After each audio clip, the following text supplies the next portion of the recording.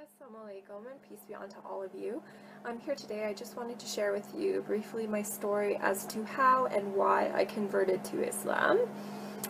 So I'll just get started. So growing up, I actually was raised in a very devout Catholic household. Without fail, my parents used to bring us to church every single Sunday. We used to practice all of the holidays and celebrate all the holidays and the religious sense. My parents would fast on Fridays. I actually went to Catholic school my entire life, so definitely very well versed in the Catholic faith. But the one thing I will say is, even just growing up, I did know a lot about the faith, but I was never really brought to think about why I was particularly doing things, or you wouldn't really think very deeply into theology particularly. And it was after the fact, when I finished high school and I started going to post-secondary education, like college, university, that was when I finally actually started thinking a little bit about my faith. Maybe it was the rebellious sense in all of us when we finally become somewhat independent and we want to be our own person, but definitely it was a little bit more than that. I remember, just going to school after the fact, and it was the first time in my life I was actually intermingling with people that were not of the same faith group with me, just because, going to a Catholic school, all my friends were Catholic. I was a good girl. I never really went out a ton, so I can't say that I really had a lot of friends outside of my faith group. But when I actually went to college, university, I actually for the first time interacted and met, Muslims as an example, and it kind of made me think about my faith in a greater sense. Like, I remember, just going to church and thinking, for the first time in my life, like, we're not supposed to be worshiping idols, so why do we even have, like, statues inside the church that people are praying towards? Or if we're supposed to be praying to the one God, like, why are we praying to the Virgin Mary, or why are we praying to other people and saints when, God is the creator of all things and God is the Almighty?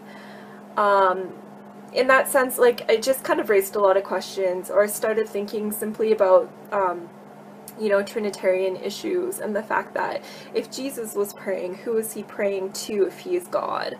Or why would he be in need particularly? Like, a lot of these things, no matter who I would talk to, wouldn't really have a great resolution. Just to name a couple of other things, like, if God is eternal, then how could God die? Like, I really just couldn't wrap my head around a lot of these issues, and the more research I did, the more I realized that a lot of these theological issues came after the fact, and the pure Christianity was actually Unitarian. But it was the later kind of additions that changed the faith to make it what we know it as today, particularly, meaning kind of more of a Pauline Christianity. But I won't get into that. So generally, at that point, that was kind of when I was questioning a little bit more. But I really didn't have much of a solution. I just had questions. I started kind of looking into agnosticism, just because I figured, if Christianity is wrong and, all of these other religions are quote-unquote polytheistic, and I can't really accept that. They're either polytheistic or they're not particularly religions. They're more kind of like ways of thinking and whatnot. I don't really want to be involved with any of these, and I never really found a good monotheistic solution, but at the same time I wasn't really looking much into religion. But then it got to a point where I actually got in discussion about religion with some Muslims, actually, when I was at school. And I really didn't know much about their faith, to be quite honest. I had all of the stereotypical kind of ideas as to what Islam actually was. The fact that it was terrorist mongering and a violent faith, and you know, they just want to convert everyone by the sword, quote unquote, or you know, intolerant, they just want to kill everybody that didn't agree with them. You know, very, very shallow kind of ideas as to what this faith was. But the more I kind of started asking questions about it, the more I was kind of finding myself strangely attracted to this religion, basically because of the fact that they believed in the existence of the one God. They believed in God's oneness. They believed in God's eternity, everlastingness, you know, but without all of the mental confusion. It was just, you know, basically belief was broken down into the fundamentals, and it was something that everyone would be able to digest without actually having to do any mental gymnastics. So long story short, I started looking a little bit further into Islam, not really wanting to particularly accept it as my religion, but still attracted to it nonetheless. I started taking a religious studies course where I actually was able to look at Islam from an unbiased, kind of scholarly perspective, and again, I found myself kind of being attracted to it because of its, you know, rationality. And the fact that Islam could meet kind of belief in science halfway. It was rational, sorry, but it had proof at the same time. It wasn't just asking you to believe without any questioning or proof whatsoever. So again, looking into the Quran, I found the exact same thing. You know, Allah would command His servants to question or think about things or ponder about things, and that was something that I definitely wasn't used to previously with the Bible, and something that was very attractive for me. Actually pondering and meditating about my religion, you know, it kind of gave me some kind of peace in my heart that I was really, again, becoming very attracted to, but again, I wouldn't accept Islam as my religion until I was entirely sure about it. You know, so again, reading more into the Quran, I was finally also able to put Judaism and Christianity into perspective, particularly looking into the role of prophets. Jesus is seen in Islam as a prophet and not being divine. And again, if you look at the Bible from a Quranic perspective, you'll see again all of these proofs in the Bible. The fact that Jesus, peace be upon him, attests to the oneness of God, and never anywhere in the Bible does he ever claim divinity, simply. You know, so reading into the Quran, it was slowly kind of answering questions for me. You know, when I would bring up all of these horrible arguments that I would see online and whatnot, to people of faith that were actually well versed in their religion, you know, I would always find some kind of resolution.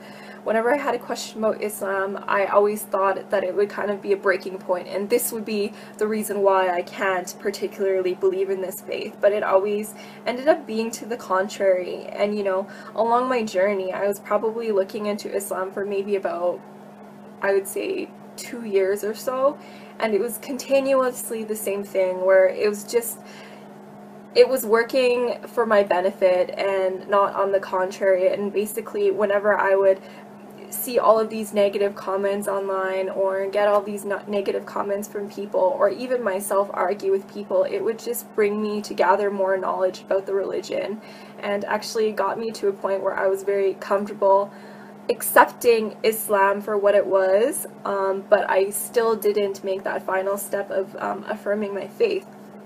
And then I found it was actually just one very last driving point that brought me to accepting Islam. When I was actually very close to accepting Islam, I was doing an internship in Edmonton, where I was in school at the time, and this was coming to an end, and I was on my way back to Calgary, where I would actually be living with my older sister for the first time in many years, because she had actually been in Edmonton for university and I was in Calgary. It was just a big jumble. But anyways, so that was the very first time I would be living with her in years.